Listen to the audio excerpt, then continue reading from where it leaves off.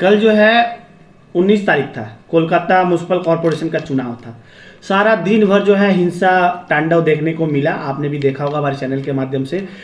इसके साथ ही मीना देवी पुरोहित जो कि बीजेपी की प्रत्याशी थी, काफ़ी जो है पुरानी राजनीतिज्ञ है, भाजपा की काफ़ी पुरानी नेत्री है, उनके साथ बदतमीजी की गई, उनका जो है कपड़ा फाड़ दिया गया एक महिला का। इन सारी चीज़ों को किस प्रकार से आप देखते हैं? ये तो सही तरीके से कोई भी नहीं देखेगा इस चीज़ को।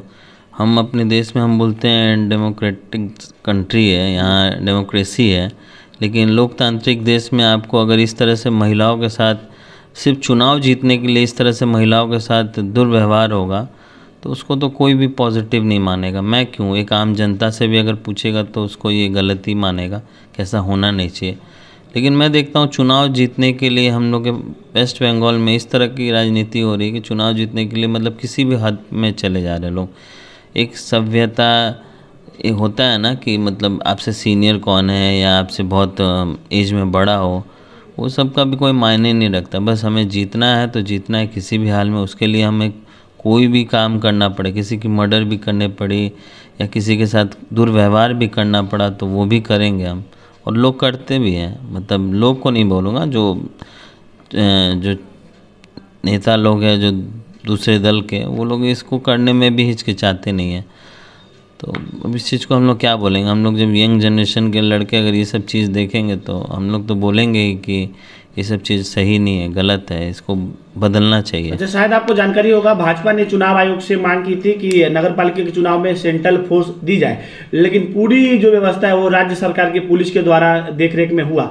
इसके बावजूद, कल की घटना के बावजूद टीएमसी नेता कह रहे कि शांतिपूर्ण मतदान हुआ है, क्या बोलेंगे? अब हम उसको क्या बोल सकते हैं? आप लोग मीडिया है, मीडिया पर्सन है, आम जनता है, वेस्ट बंगाल की आम जनता भी देख रही है चीज़ों को, मीडिया भी दिखा रही है चीज़ों को।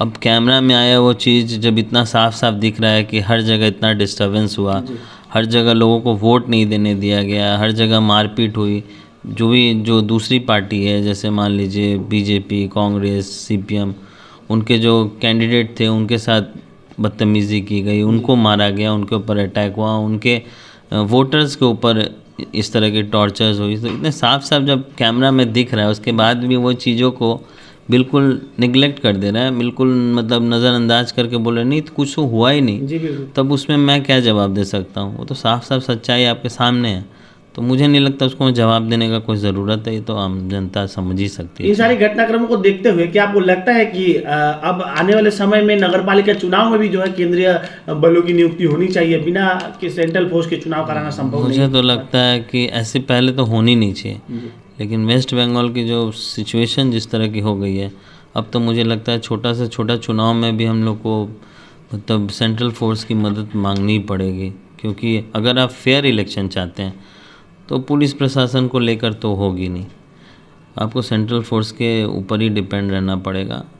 अब ऐसी दुर्भाग्य वाली समय आ गई है कि हम क्या बताएं आपको। फिर जब एक स्थानीय टीएमसी नेता से हमने ये प्रश्न किया था कि क्यों ना केंद्रीय सुरक्षा बलों के जवानों द्वारा चुनाव करवाया जाए, तो उन लोगों का वक्तव्य है कि जो केंद्रीय सुरक्षा बल है वो भाजपा के होकर के कार्य करते हैं, और भाजपा तो यही चाहती है कि अब एक छोटा सा जूट मिल का भी चुनाव हो, यूनियन का चुनाव, उसमें केंद्रीय सुरक्षा बल जो है मंगाया जाए। देखिए, अगर सेंट्रल फोर्स के मतलब भाजपा की होकर अगर काम करती तो इतने भारी मतों से यहाँ टीएमसी सरकार नहीं आती। आप समझ सकते हैं, मतलब ये जो आरोप लगाया गया पूरा मैं इसको मतलब खंडन करता हूँ कि इस तरह के आरोप मतलब का कोई मतलब नहीं बनता है। क्योंकि सेंट्रल फोर्स फेयर इलेक्शन कराती है तो ही आज जाकर किसकी सरकार बनी है और कौन बैठा है, ये आपको प्रमाण आपको साफ साफ दिख रहा है। तो मुझे लगता है सेंट्रल फोर्स पे ऐसा दोष देना गलत होगा। बहुत बहुत धन्यवाद।